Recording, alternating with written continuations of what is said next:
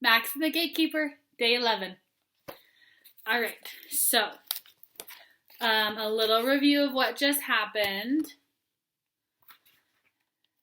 So, they're in the world where Cindy is. Grandpa, Marco, Max, and Hudich, and they found a place to stay, and this is where they're going to make the swap, and Max and Elle are going to go hide during the switch so they don't know he's there.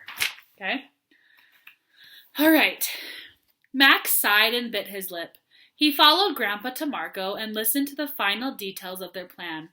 They agreed the switch would happen in front of the blind. Marco retrieved a few items out of his pack and then took off towards the city. Grandpa and Max returned to the blind to eat.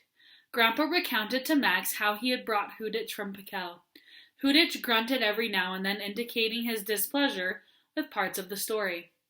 Max attempted to get a glimpse of Hudich, but he kept his face in the shadow of his hood.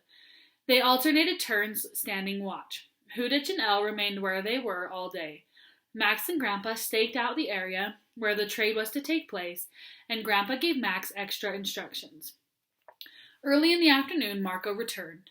Max was on guard, and Marco materialized as if he was out of nowhere, only feet from him. "Wow!" Max exclaimed at the sight of him. "Could you have made it past me without being seen?" Marco smiled and continued walking. Max wanted to hear Marco's news and hurried after him. They ducked behind the blind, and Marco drank from the water skin. "It's done," he said. "They'll be here at sunset." "Only Alan, Cindy, and a driver?" Grandpa asked. "Yes," Marco replied. "I would have been here earlier, but I had to lose a tail."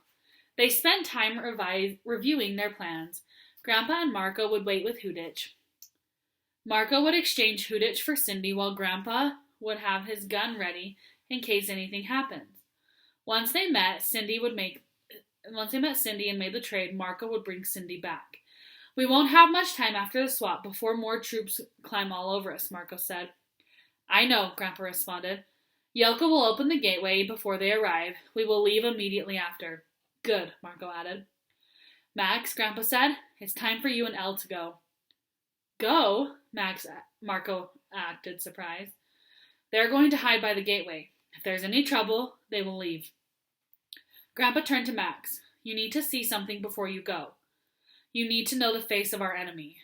This is the only reason I haven't sent you home already." Grandpa drew the gun from his pocket, walked to Hudich, and yanked off his hood. Max stared at Hudich's black, skull-like face, and a surge of uneasiness flowed through him as if an ominous shadow engulfed him. Hudich locked eyes with Max, and he could feel an evil force there. He didn't know why, but something else bothered him. A voice was yelling inside his head, but he couldn't make out the words. There was something familiar about Hudich. He had seen him before. "I know," he muttered. "Are you all right?" Grandpa asked.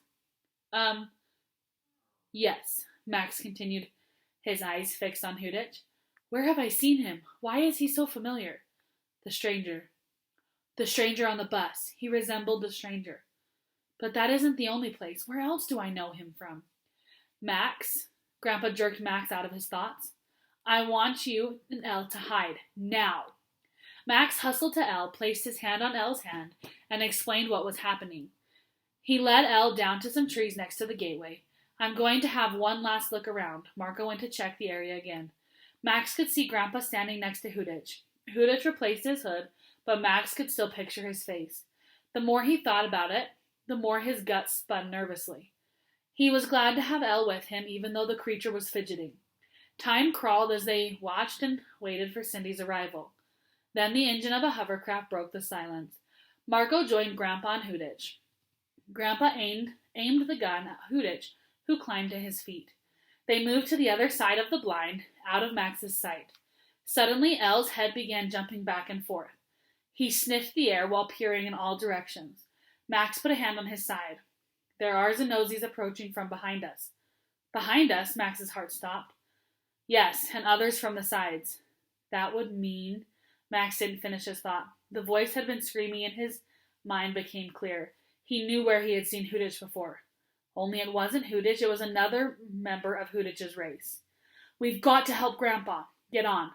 Elle lowered himself to the ground and Max scrambled aboard. Elle exploded towards Grandpa. Grandpa, Max yelled, it's a trap! But the thundering engine of the hovercraft stifled Max's warning. Grandpa, Marco, and Hudich focused on the hovercraft as it flew towards them, carrying Alan, Cindy, and a pilot. The craft set down a stone's cast from where they waited. Alan stepped out and escorted a blindfolded Cindy down the ramp. Grandpa jabbed the gun in Hudich's back. Don't do anything stupid and you'll be free. The hovercraft engines shut down. In the silence, Max's cry echoed through the jungle. Grandpa, it's a trap! Everyone turned as Max and Elle charged towards them. Marco's hand slammed down on top of Grandpa's forearm with his short, black stick. Grandpa cried out as his bone snapped and he dropped the gun. As Max got closer, he could see Marco. He had changed. He resembled Hudich. Marco raised his hand to deliver another blow to Grandpa when Elle slammed into them, sending Marco as well as Hudich flying like bowling pins. Grandpa retrieved the gun with his good arm and fired a shot at the ground in front of Alan. A spray of large debris rained down on Alan, flattening him to the ground. Run, Cindy! Cindy ripped off the blindfold and sprinted the wrong way. Max could tell she didn't know which way to go. Cindy, Max yelled to get her attention. Elle immediately darted towards her. Suddenly, the jungle sprang to life around them, both on the jungle floor and in the air. Hovercrafts and ground troops closed in from all sides. When Elle reached Cindy, Max lowered his arms, snagging each other by the hand. Max swung her onto Elle's back. She wrapped her arms around Max so tight he had trouble breathing. Find Grandpa. Hudich bolted towards Alan's hovercraft and freedom. Grandpa and Alan fought a magical battle. Sparks and lightning bolts exploded everywhere, as each cast a volley of spells and the other blocked them. Max noticed Marco circling around behind Grandpa. The face he had now was the same one he had worn in Tabor in order to evade the people in the enemy's camps, the same face as Hudich. Anger burned inside Max like an inferno. He extended his arms. Primokni. The spell caught Marco unprepared, lifted him off the ground, hurling him backwards. He landed with a crash, gasping for air. Their eyes met, and Max could sense his hatred. Evil consumed Marco, something Max had not believed possible. Save Grandpa, Max thought, and Elle leapt forward. Grandpa and Alan continued their magical struggle, neither overcoming the other. Marco was back on his feet and heading towards Grandpa. Marco was fast, but not as fast as Elle. They were going to reach Grandpa first. The Zenozi's troops poured out of the jungle while the sky was a sea of hovercrafts racing in all directions. They appeared to be confused by the situation unfolding before them. We've got to help Grandpa, Cindy yelled into Max's ear as they sped along. I surprised Marco once, Max said. We can do the same to Alan. On the count of 3, Cindy began counting. When she reached 3, they both cast the Primokni spell. Alan was quick enough to block their spell, but it took his attention away from Grandpa. Grandpa landed a blow that shot Alan through the air like a cannonball, rolling end over end. Grandpa, Max hollered as they advanced towards him. Grandpa spun around towards them and made ready to climb onto Elle's back. Elle skidded to a halt, and Cindy and Max stuck out their arms to help him aboard. Before Grandpa could get onto Elle, an object struck him in the back of the head, knocking him unconscious. Max recognized Marco's black stick as Grandpa fell. Marco charged towards them when Primokni rang in Max's ear. Again, the spell yanked Marco off the ground and flung him several yards away. Cindy's spell bought them some more time. Down, Max ordered Elle. Max jumped off Elle's back and tried to lift Grandpa. With Cindy pulling from the top and Max pushing from the bottom, they managed to get him on Elle. Max was climbing back up when he spotted the gun lying on the ground only feet above and bolted for it. They needed the gun, so he dove for it. Max! Cindy called, but it was too late. Alan got back to his feet and rejoined the fight. His curse hammered Max with full force right before he reached the gun. It threw him several yards. Max crashed into a tree and managed to hold on to it so he didn't fall to the ground. Although the impact jarred every bone in his body, latching onto the tree saved him from hurtling into the dirt below. Cindy spurred Elle in Max's direction. The jungle was full of Zenozis and other creatures. They encircled them, closing off all chances to escape. In their efforts to aid Max, Cindy and Elle forgot about Marco. He recovered from Cindy's spell and closed in on them in a rush. Marco held a long tree branch in his hands, which he jabbed vertically into the ground in front of them. Elle couldn't dodge the obstacle. It tripped It tripped up his front legs and catapulted him and his passengers. They hit the ground, tumbling and bouncing out of control. Marco advanced. His blade flashed in the light shining down from the hovercrafts. "Cindy, look out!" Max hollered as he descended the tree. He drew his sword and sprinted after Marco. "Primachni!" Cindy screamed with outstretched hands.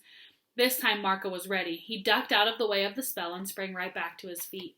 Marco was about to overtake Cindy when Elle banged into him, bashing him sideways. Elle stayed between Marco and Cindy like a mother grizzly guarding her cub. The fur on the back of its neck stood on end, and he exposed his razor-sharp teeth. Elle's fierce display didn't faze Marco. He whipped his sword around in front of him as if daring Elle to make the first move. As Max hustled towards them, a group of Xenozis emerged behind Cindy and picked up Grandpa's limp body. Cindy, whose attention was on Elle and Marco, cried out as hands clutched and bound her. Cindy's shout caused Elle to turn his head. Marco took advantage of the opportunity to strike and swung down on Elle's head. Marco's face reflected great surprise when his sword struck Max's blade with a clank. Max had prevented the blow. "You've proven yourself a worthy student," Marco sneered, and then unleashed a series of strikes that Max scrambled to block. As he retreated, he lost his footing and stumbled. He raised his sword to obstruct Marco's last swing. Elle, seeing Marco's back to him, lunged forward with his mouth wide open. Before he could snatch him, two defeating booms shook the ground and cords wrapped up Elle's legs. He fell over with a thud. All of a sudden, the sword flew out of Max's hand. Alan had cast a spell that threw Max's sword into a tree. Marco ended his attack on Max and walked to the now helpless Elle. "You have caused enough trouble. You are no longer necessary." Marco raised his sword high in the air. "No!" Max screamed as pain exploded in his head and everything went dark. Woo! Okay, that was the end of the chapter. Now we're on chapter 18, A Leap of Faith. Ooh, that was an intense chapter. I hope you guys are watching these. They're a lot of fun. And this book is getting really good, and I think you guys are going to love it. See ya.